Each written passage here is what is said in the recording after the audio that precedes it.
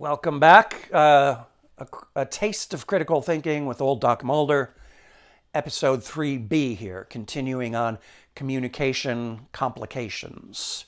So, we talked about some varieties of unclear language. Another key issue for critical thinking is loaded language. I prefer the term loaded language or loaded terminology. Many books, many textbooks will call this emotive meaning in words. I don't like that so much because it doesn't have to be very emotional. Sometimes it is, sometimes it isn't. But there's this aspect of language, I prefer to call it loaded language, how certain words come preloaded with value judgments built into them or positive or negative attitude just built into them. And these terms, these loaded terms, can be used appropriately. So you might say, Tom is a real family man. He's devoted to his family. Family man contains a value judgment built into it. But if that's what you mean to communicate, and if that's what is really the case, then that's okay. That's another layer of meaning in language that can be useful. But watch out, emotive loaded terms with a heavy connotation is another word you sometimes hear, can be used as a tool of spin or manipulation. Nice sounding words that really don't mean anything. Like, it's the real thing. You know who I'm talking about. It's the real thing. It's supposed to manipulate you and you feel like, oh, wow, that's good. I should get some of that. It's the real thing. But what does it really mean? It just means you're not hallucinating. It's not a hologram. There's a real can of Coke there. It's the real thing. Or the last honest pizza. It's a common technique of advertising and political rhetoric to use happy sounding, favorable feeling words for things that you want people to buy or to vote for, and then use dark, sinister, negative connotation words for things that you want them to be against. Another example, bureaucrat or bureaucracy is a loaded term. It's an inherently negative judgment for something that's more neutrally described as just a government worker. And so a lot of words are just neutral and factual, and they are what they are. Desk, that's a desk. A desk is a desk is a desk. But watch out, many words have these sort of built-in attitudes, and that's of special critical thinking concern because frequently the value judgment being conveyed needs to be backed up with some good reasoning. And yet loaded language can be a means for people to smuggle a controversial value judgment past your critical thinking defenses and get you to think, oh, yeah, it's obviously true. And with emotive meaning, there are a couple of special cases to watch out for. First of all, euphemisms. Euphemisms are words with positive emotive meaning or positive loaded terms applied to something that's not positive. And so it is, by definition, there's this disconnect between the connotations and the baggage that the terms carry and the reality don't match.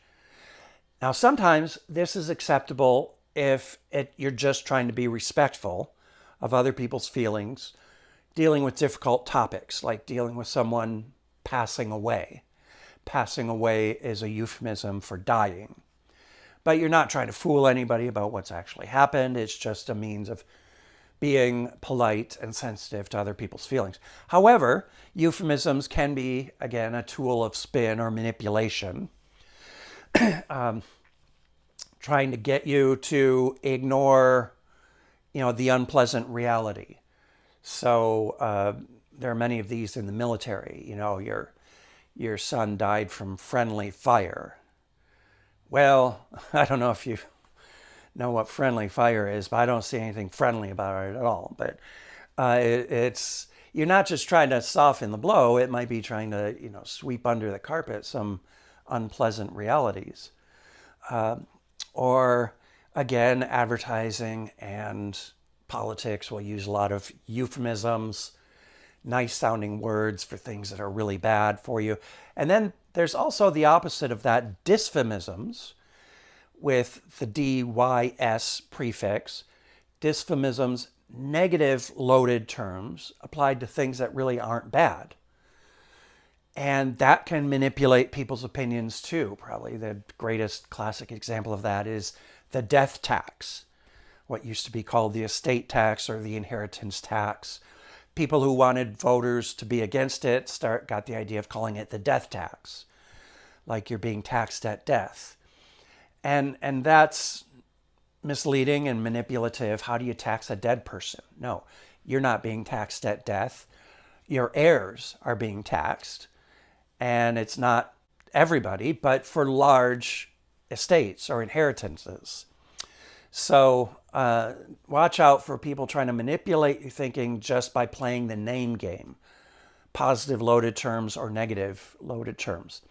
And then one last point I want to address here, looking at language issues. This is sort of a technicality, but it's a special significance to critical thinking. Critical thinking is especially concerned with should judgments. They tend to call for more elaborate skills of reasoning and support. For example, the factual claim, California does have the death penalty. If somebody disagreed with you, it's easy enough to resolve. You just look it up from an authoritative source. Oh yes, California has a death penalty. They're death row inmates at San Quentin.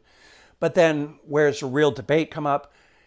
People claiming California should have the death penalty, people claiming California should not have the death penalty.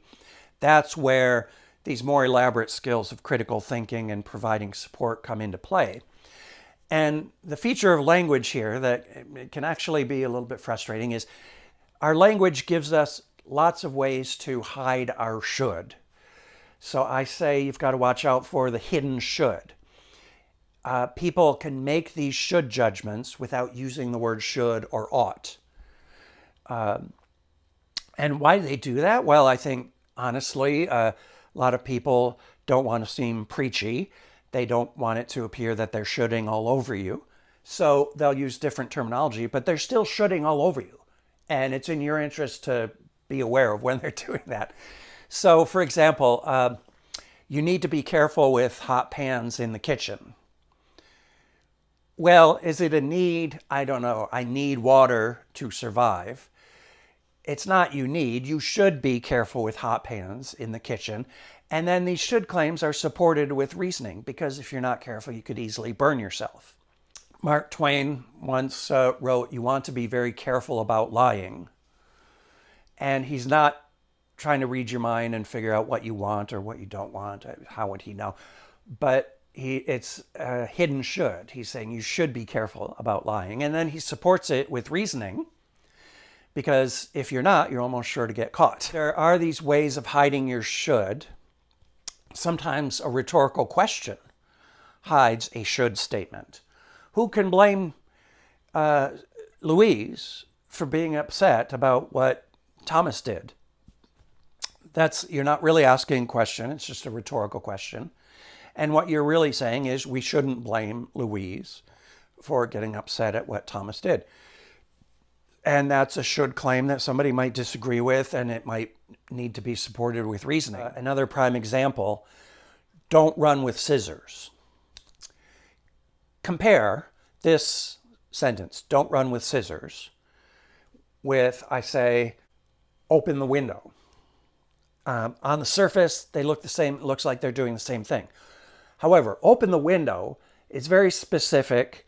Here, now, me, you, because I said so. It's not expressing a general ought.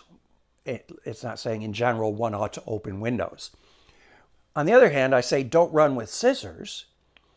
And it's not just specifically here and now, and it's not just you, and it's not just because I said so. This is a more general principle. That's the nature of should claims. One should not run with scissors while holding scissors. And that's supported with reasoning, because you could easily fall and impale yourself. Whereas open the window, I don't support it with reasoning or argument. It's just They say, why should I open the window? I say, because I asked you to. So, open the window, that's very specific right here, right now, you and me, because I said so, and because I said please. Don't run with scissors, that's a should claim. It's a general ought. It's a generalized one ought not to run with scissors, supported with reasoning, logical reasoning, and open to debate. So we want to be especially good as critical thinkers at noticing when people are shoulding on us so we can respond appropriately, not by shoulding all over them, but by intelligent reasoning and debate. So I hope you enjoyed those topics. There's so much more we could talk about language. It's very confusing, but that's good for now. I'll say au revoir, ciao, aloha, be well, and think well.